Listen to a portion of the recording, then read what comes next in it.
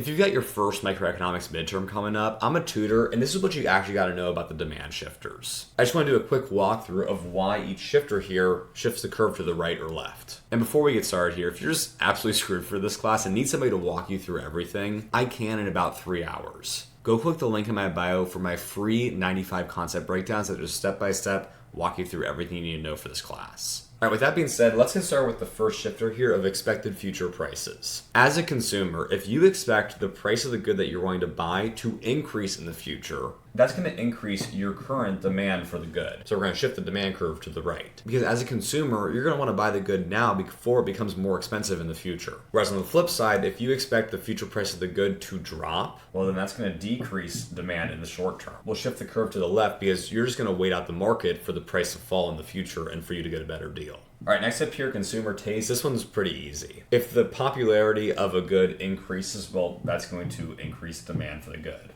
We'll shift the curve to the right because now consumers are willing to buy more of the good at the same price as before. And on the flip side, if consumer taste worsens for a good, like maybe the scandal comes out about it or whatever it might be, then we're going to shift the demand curve to the left because demand will fall for the good. Consumers don't want to buy as much of it at the same prices as before. All right, next up here, number of buyers. Once again, this is a pretty easy one. If buyers enter the market for a given good, like maybe there's an influx of immigrants in a country, that's just going to simply increase demand because now there's just more people wanting to buy the good. And on the flip side here, if a mass exodus occurs in a given market, well, that's going to decrease demand because now there's less people willing to buy the good. All right, next up here, government intervention. This is kind of a two-parter here. Let's start with taxation. If the government increases its taxes on consumers, that is going to decrease demand because now consumers have less disposable income to spend on the good. They can't buy as many units of it. Whereas if the government decreases taxes on consumers, that's going to increase demand for the good because now it's the inverse. Now they have more disposable income to spend on the good. Now the inverse of taxes is government subsidies. This is when the government essentially gives out money to consumers instead of taking it away.